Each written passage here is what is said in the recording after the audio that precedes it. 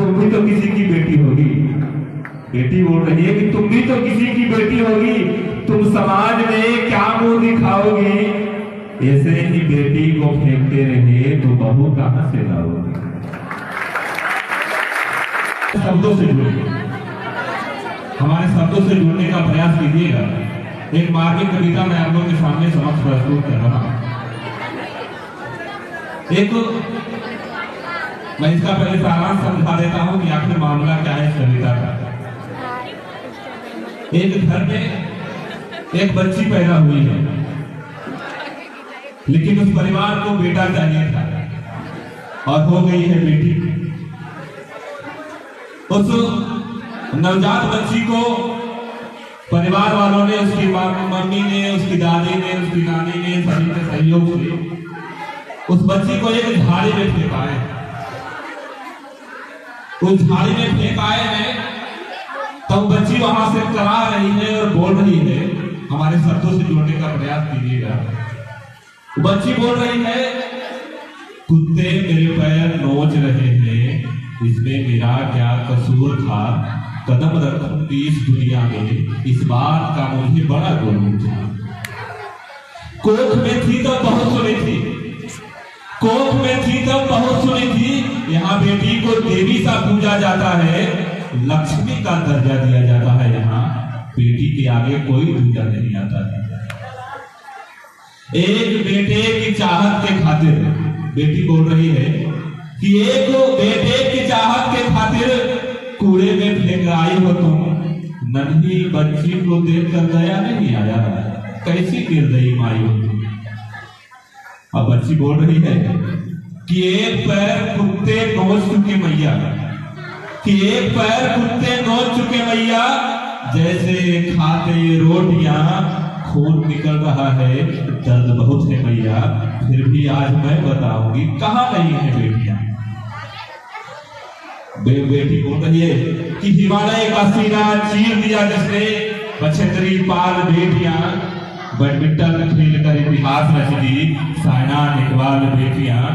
पूरे विश्व में ताकत का एहसास कराई मीराबाई चानू बेटियां। जिसने अंग्रेजों को भी नतमस्तक कराया लक्ष्मीबाई बेटियां। पहली महिला IPS बन दिखाई किरण बेदी बेटियां। जिसने पाकिस्तान को भी सबक सिखाया इंदिरा गांधी बेटियां। ओलंपिक खेल इतिहास रच दी PV सिंधु बेटियां। सुंदरता और काबिलियत के दम पर विश्व में नाम पहराया हरनाज संधू बेटियां। फिर बेटी बोल रही है कि और कितनी गिनवाऊं मैया, और कितनी गिनवाऊं मैया। अब सांस हमारी अटक रही है, पूरी बात बताना चाहती हूं मैं, लेकिन अब चीन भी आगे पीछे भटक रही। अब बेटी बोल रही है, कुत्ते दोनों पैर नोच चुके भैया।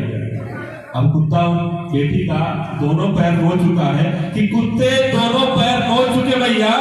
अब लगता है हाथ की बारी आई है, हमारा गंध दूर दूर तक पहुंच चुका है।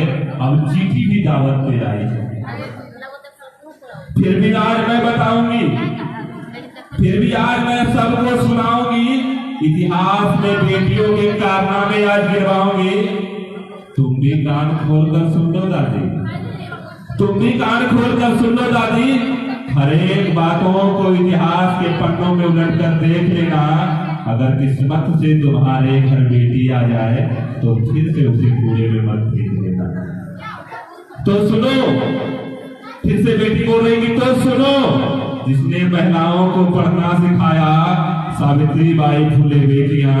जिसने शासन करके दिखाया रजिया सुल्तान बेटियां। सर्वोच्च पद विराजमान हो गई प्रतिभा पाटिल बेटियां। बिना पैर के वरिष्ठ को भी झुकाया अरुणिमा सिन्हा बेटियां। बताने का तो और भी बता सकती हूँ भैया, पर बहुत कम समय है मेरे पास। अब छाती नोच रहे हैं सब मेरी, अटक रही है मेरी सांस। फिर भी बेटी बोल रही है कि बोलने की ताकत नहीं है मुझ में, बोलने की ताकत नहीं है मुझ में। अब गर्दन पे भी प्रहार हो रहा है, कीड़ों मकोड़ों को तो पूछो ही मत, सब मेरे अंदर से यार पार हो रहा है। इन सबको मैं भगाना चाहती हूँ मैया, इन सबको मैं भगाना चाहती हूँ मैया, पर मैं अब हिल भी नहीं पा रही हूँ। कोई सुनने वाला दूर दूर तक नहीं है, फिर भी मैं जोर जोर से चिल्ला रही हूँ। दादी नानी सबको बेटा चाहिए था ना, दादी नानी सबको बेटा चाहिए था ना। ठीक है मैं अब जा रही हूँ, बेटे से कम नहीं होती है बेटियां, जाते जाते मैं यही बता रही हूँ।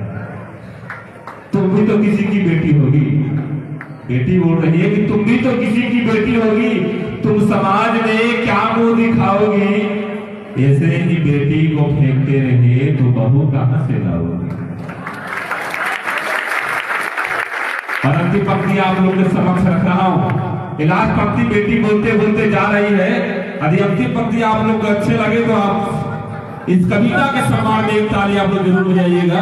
बेटी बोल रही है कि अब मेरा अंतिम समय आ गया है, में शरण देना बहुत तकलीफ देते हैं यहाँ के लोग। उनके घर कभी बेटी को जन्म मत देना, उनके घर कभी बेटी को मत देना। बहुत अच्छा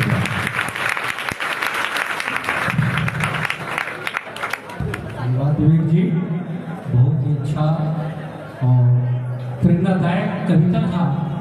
यह कटु सत्य है कि बहू सबको चाहिए, भाभी सबको चाहिए, मौसी बुआ सब चाहिए, लेकिन बेटियां नहीं चाहिए। फिर ये रिश्ते होंगे कहाँ से?